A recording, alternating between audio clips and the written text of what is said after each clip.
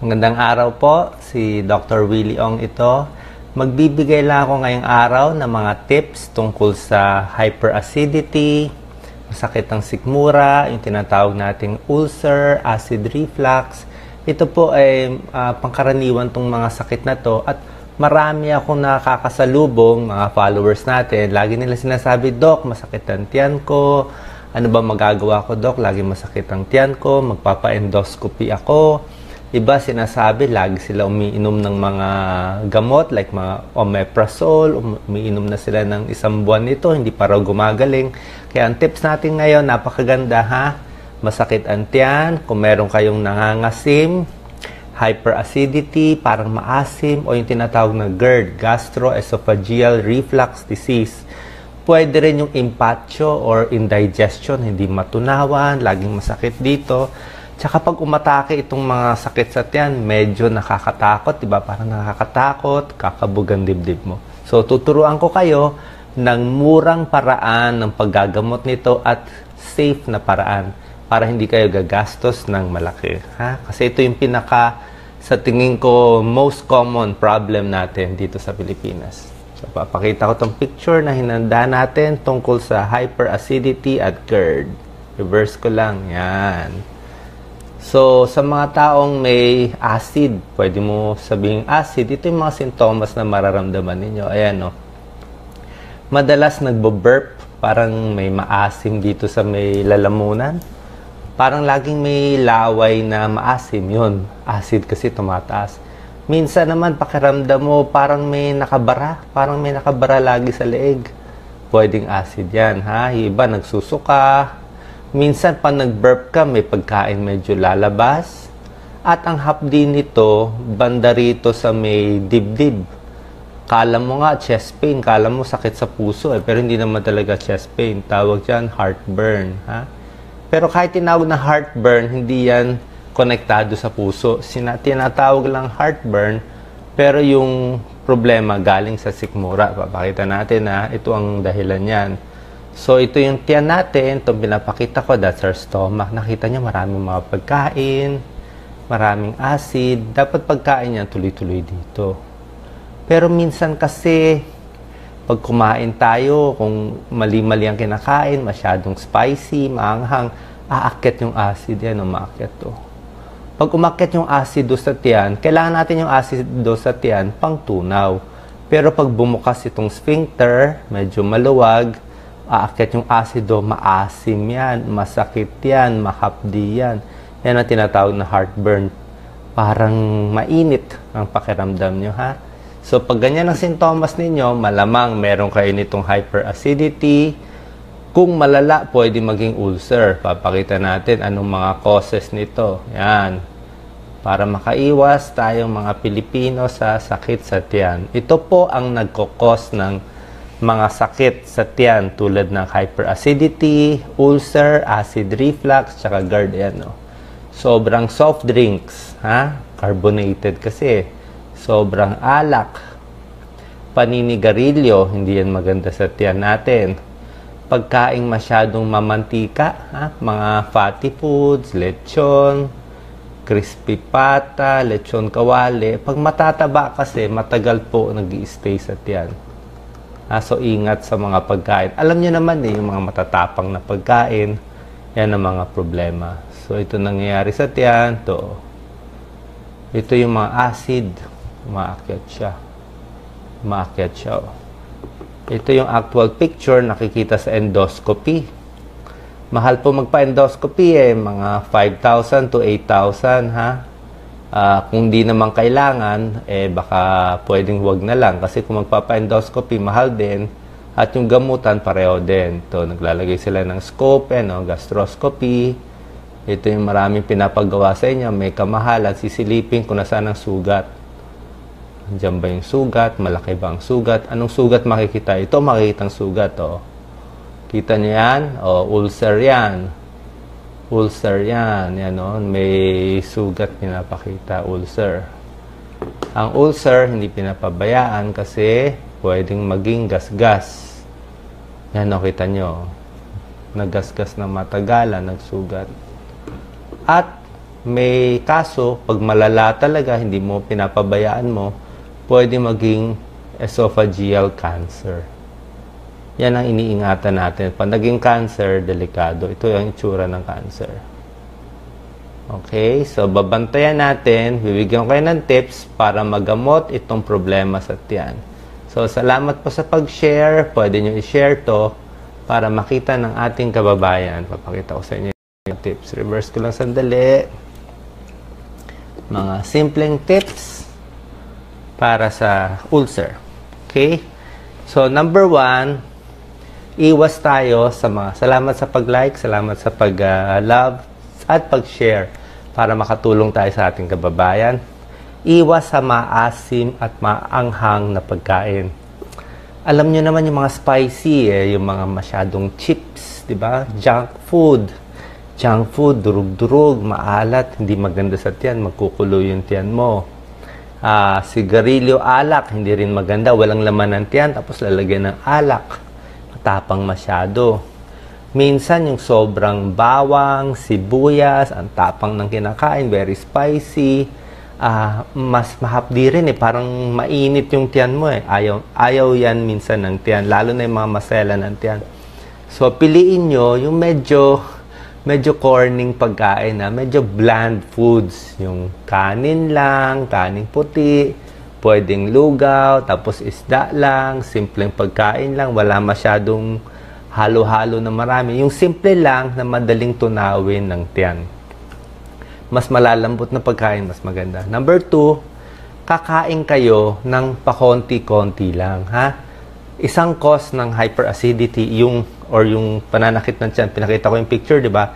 Sobra dami kinain mo. Kung kumain ka ng 3 platong kanin, di ba? Mapupuno yung stomach, aapaw yan. Pag umapaw, ang asim. Di ba? Paano, maliit lang ang tiyan mo pinuno mo ng 3 platong kanin, hindi kakayanin. Kaya mag-a-acid yun. So, dapat konti-konti lang. Kain kayo 5 times a day, pero konti-konti lang. Siguro half cup rice, konting ulam, after 3 hours, kain kayo ng saging, prutas, konti-konti lang. Para hindi ma-overload, hindi mapuno ang maliit nating tiyan. Tapos, ang pinaka-tip ko talaga, ito po, napaka-importante para sa akin, ang number 1 gamot ay huwag magpapalipas ng pagkain. Hindi pwedeng magpapagutom. Hindi nagbe-breakfast, 'di ba? Lunch na ayaw kumain, hindi kumakain. Ma-ulcer talaga kayo niyan. Kasi kung walang laman ng tiyan nyo ng 8 oras, ay ano gagawin ng acid? Sisirain niya yung sarili niya, 'di ba? Kaya kain 5 times a day, hindi kayo tatabaan yan kasi pa konti-konti lang kakainin. Ang number 1 na gamot sa ulcer, pero hindi siya gamot. Ito ang number 1 na gamot. Yan, dala ko dito. Saging. Yan ang number 1 sa lahat. Yan ang katabi ko sa gabi. Pag natutulog ako, may 2 saging ako. Pag lumalabas kami ni Doc Lisa, pag may pinupuntahan kaming medical mission, lagi ako may baong saging. Yung bag ni Doc Lisa, i-check nyo, laging may saging. Pinuputol namin dito sa dulo. Para hindi masira. Plus, paano ang pagkain nitong saging? Sige nga, pakita natin sa inyo. So, itong ganitong saging, hindi nyo naman uubusin lahat di ba? Minsan, pwede yung kalahati lang, kainin mo, 1/3, kalahati, tapos iinuman mo ng tubig. Inuman mo ng mga ganito lang karaming tubig. Huwag yung puno mga ganito lang, mga 2 ounces, 3 ounces. Tapos, susubuan mo konti ng kalahati. After 1 to 2 hours, kainin mo ulit yung kalahati, tapos inuman mo ulit ng tubig. Ang purpose nitong mga saging, tinatapalan niya yung tiyan natin. Yung tiyan may sugat, di ba? Mahapdi, gas-gas, mapula yung tiyan natin. Tinatapalan niya pag nadurog to. Para siyang coating, para siyang paste para siyang paste. Ang trabaho naman ng tubig, dahil ma-acid ka dito, di ba? Ang dami mong acid Pag uminom ka ng 3 lagok, mahuhugasan yung acid, hugas.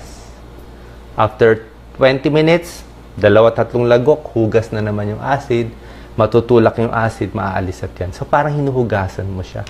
Yan ang natural remedy, itong 2 lang. Mabisang mabisa, murang-mura. Para sa akin, hindi ko gano'ng ina-advise yung pag-inom ng omeprazole, itong mga gamot para sa ulcer, pwede siya for 1 week. Pero karamihan sa inyo, I'm sure, uminom na kayo nitong gamot 1 buwan na. Bali, wala, di ba? May epekto? Wala. Nakainom na rin ako 1 month eh. Bali, wala eh. Kasi yung gamot, babawasan niya yung acid mo, pero ganun lang.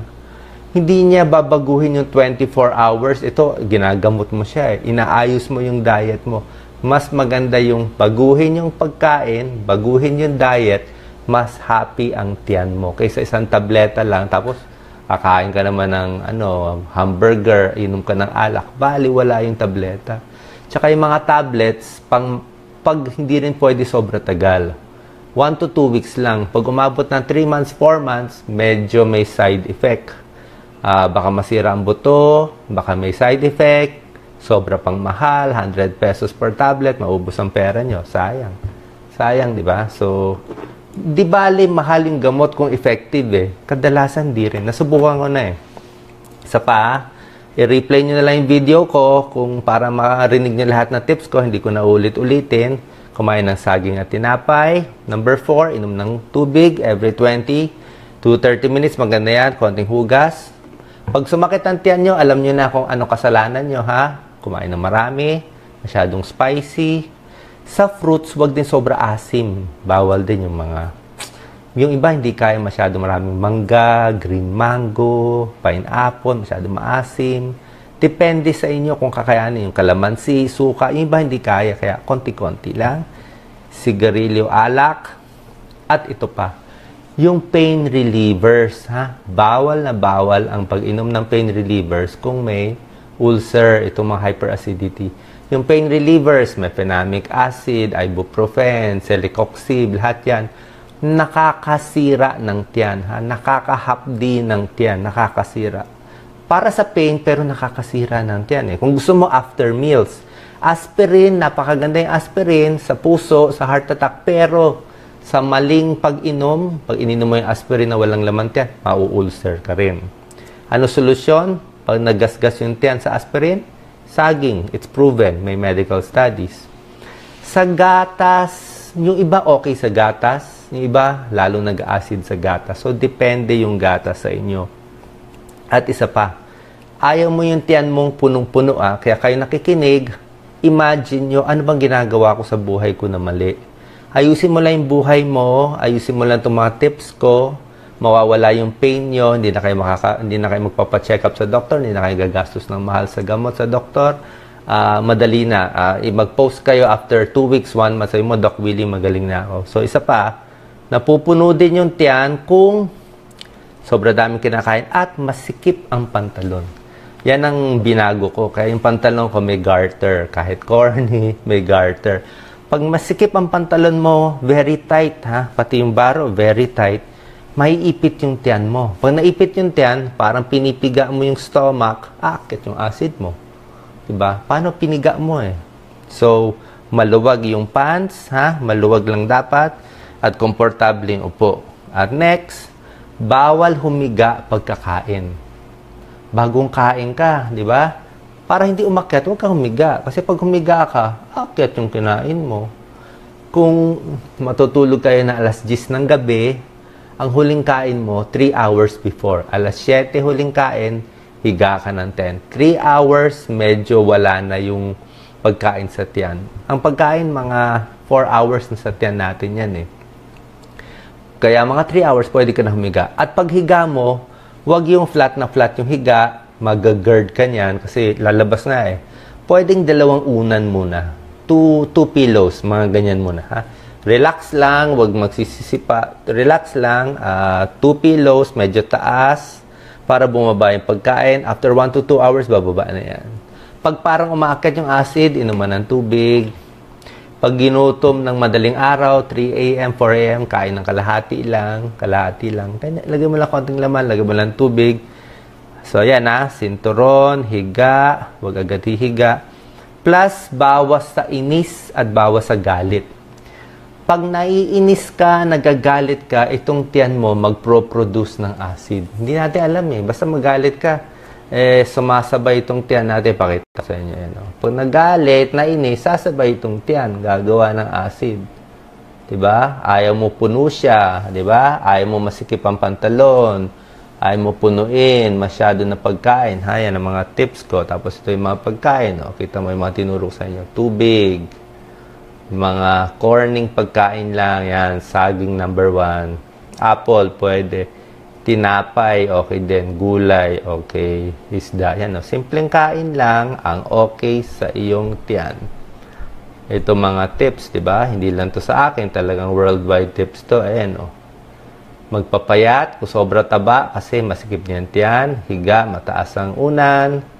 3 hours bago matulog. Small frequent meals. Hot spices, mga spicy, iwas-iwas. Alcohol, Pag uminom ng alak, walang laman ng tiyan. Nako, butas ang tiyan natin. Tapos yung mga corny foods lang, carbohydrates, protein. Bawas ang stress, bawas sa painkiller, at wag din magiging constipated. Okay? So, lahat ng tinuturo ko sa inyo, napakadali, napakamura, mahirap rin mag-endoscopy, mahal. Yung mga iniinom na mga gamot, mahal din. Tsaka hindi lang mahal, hindi rin maganda sa katawan, kaya mo naman ayusin. Bawas stress, bawas galit. Kung inom kayo nitong mga gamot para sa anti-acid, pwede siguro 1 week, at most 2 weeks. Pag hindi effective, wag na. Sayang pera, sayang. At relax lang, kasi pag inis tayo, naglalabas ng acid yung tiyan natin. So, relax, saging, tubig, dasal, at yung kain nyo, di bale medyo corny yung pagkain, di bale yung walang lasa, at least happy yung tiyan mo, yung sabaw na mainit, kanin, hindi masyadong spicy, huwag mo masyadong lagyan ng maraming hot sauce, diba? Tingnan mo, kung saan okay ang tiyan mo, ituloy mo. Saan hindi happy ang tiyan mo, sa akin, hindi happy ang tiyan ko sa mga chips. Tsaka yung mga fruits na maasim, hindi pwedeng uunahin ko siya. Walang naman ang tiyan mo, tapos inom ka ng maasim na orange juice, hahapdi Pero pag kumain ako ng kanin, tapos may laman ng tiyan ko, tsaka ko kakain ng isang mangga, medyo kaya na ng tiyan ko. Paano kasi may kanin na siya Tapos may konting maasim, kaya na niya. Hindi na super asim yung laman ng tiyan. And afterwards, pagkakain, ayaw natin yung upo, konting lakad. Konting lakad lang. Hindi ko naman sinabi tumakbo. Konting lakad pagkakain, makatulong sa digestion, relax, para kumalma ang tiyan, at hindi na kayo magkaroon ng problema sa hyperacidity, sa impatcho, sa ulcer, sa acid reflux, o sa GERD. So, yan po. Sana nakatulong lahat ng tips. Kinompleto ko na. Nilagay ko na dito. Sana po nakatulong sa inyo. Yan. Tama po. Lahat ng comment nyo, nakikita ko. Sabi nyo, uminom kayo ng ganitong gamot. Hindi ko nababanggitin yung gamot. Uminom kayo ng antacid, walang effect. Agree, walang effect. Sinubukan ko na yan Hindi makukuha ng tableta. Kasi ang tiyan, kailangan talaga tamang pagkain, relax, happy yung tiyan, at masyado magkukwentuhan ng pagkain, relax. Hindi yung may meeting kayo, kasama mo yung boss mo, kakain ka, hindi ka makakakain. Hindi ka matutunawan. Huwag ka nalang kumain, kasama mo yung boss mo So, kung kain ka, walang working lunch. Kain ka, tahimik, kalmado ang tiyan, para magawa niya yung trabaho niya. Matunaw niya yung pagkain maigi, at mabigyan ka ng energy. So, working lunch, hindi rin okay. Dapat pagkain, concentrate. Sige, Sana nakatulong to. At, basta, mag-food diary kayo, mawawala lahat yung mga symptoms nyo. Nababasa ko lahat yung mga questions nyo. Sana makatulong to sa inyo. I'm sure makakatulong to sa inyo. Kasi effective rin ito sa akin.